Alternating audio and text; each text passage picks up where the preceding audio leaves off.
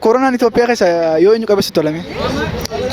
Urjii qaba. Nama akkana afaan Oromootti himuun sirrii miti. Aduu tokko lamaa miti. Garuu Yoo yaasha marka fuunee kam jirtan jaalatamtootaa fi hordoftoota qaqqaalii ijoollee ilmaan Oromoo bakka jirtanitti nageenya keenya isin haa ga'u jecha. Nuti warroonni Keebon Entertainment hojii keenya akkuma itti fufnetti jirra har'a magaalaa Adaamaa keessa naannoo ganda Barreechaatti argamna. Yookiin ganda 11 Ganda 11 jedhamuudhaan kan beekamu jechuudha. Akkuma agartan magaalaan kun magaalaan sirriitti ho'ee Oromoonni itti baay'atanidha. Magaalaa kana keessa deemnee gaafii fi deebii uummata wajji goonu jechuudha. Gaafii deebii uummata wajji goonu gaafii deebii koomedii ta'an gaafiilee namoota bashannansiisanii. Gaafii kana godhu ana maqaan kiyya Abdulatif Jamal Jama. Akkana hin godhini. Waan waraabuu ilmaan Oromoo yeroo dheeraadhaaf qabsoo irra turre ni beekama. Amma xiqqoo si himee ofirraa. Shaashaa jenneeti. Gaafii nama gaggafachuu deemu. Karaa irratti namoota argannu hundaa'u gaafii gaafanne jechuudha. Nu wajji tura.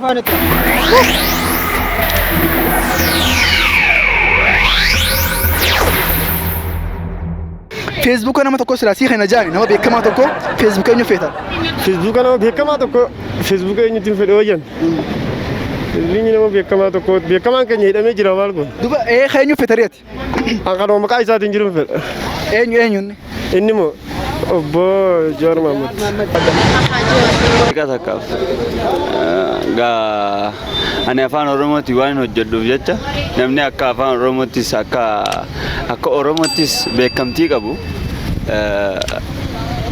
Jawaar Mahmudi. Facebookni Jawaar Mahmud osoo na harka seene guyyaa takkichaaf nu waan fadha. Facebook ammoo kaabbaa manaa kooti. Eenyu akkasii kana?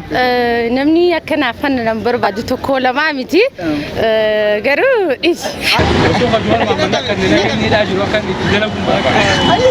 Abbaan chaayinala Keebon Entertainment nu biratti argama. Mi'a har'a isumaa gaafii gaafadha. Facebook nama tokko sii kannan nama beekamaa tokko sii kannani Facebook eenyu feetame? Waaw kun gaafiin qabu gaa ka Jawaari.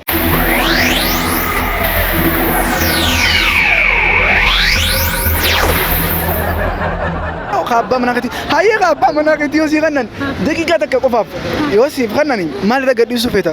ammoo footoo isaa. Obbo Jawaar barbaadda. Mee obbo Jawaar eega feete mee daqiiqaa takka qofa daqiiqaa tokkaaf qofa yoo waa irra gadhiisisin jaani maal irra gadhiisuu barbaadame? Wani irra gadhiisu isaa waan qabdu. Mee maal mee tokkuma nutti himi mee? Dhiisi boottanuu naaf fuuti. Lakin nu deebisi gaa tokkuma qofa nutti himi. Tokko haalli keenya kun akkuma jirutti haa dhaabbatu hin jira.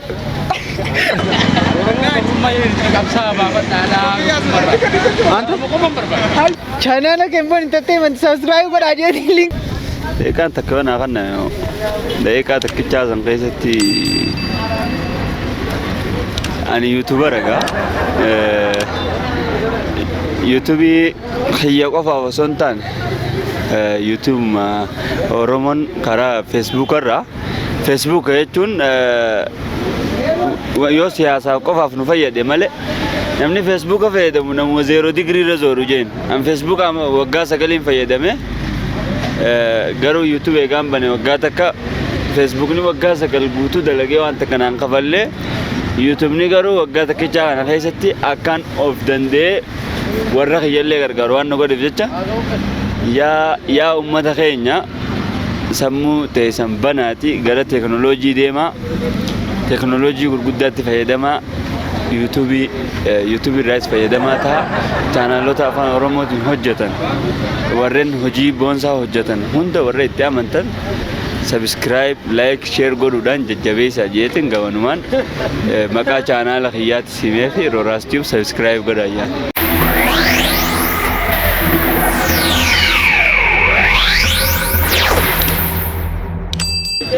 Koronaan Itoophiyaa keessa yoo eenyu qabeessu tolame?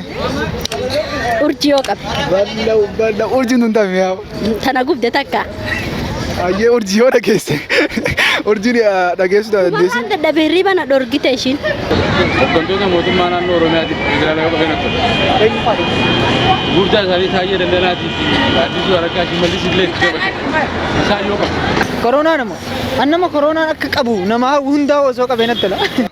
Koronaan Itoophiyaa keessa yoo hangafa keenya qabeenatti. Hangafni keenyu.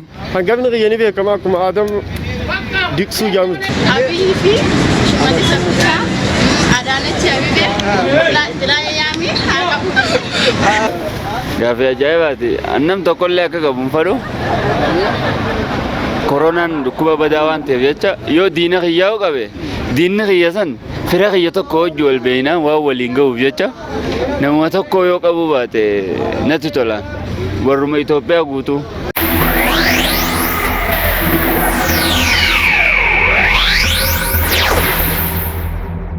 Mi abbaa isaa jechuun Oromiffaan maal jechuudha? Abbaa isaa jechuun abbaa hattuu biyyaa. Abbaa isaa jechuun naayili ingiliffaan Afaan Oromoo inni mi? ingiliffatti siika abbaa jechuun naayili saayee jechuun sani naayil san jennaan. Nama akkana afaan Oromootti himuun sirrii miti.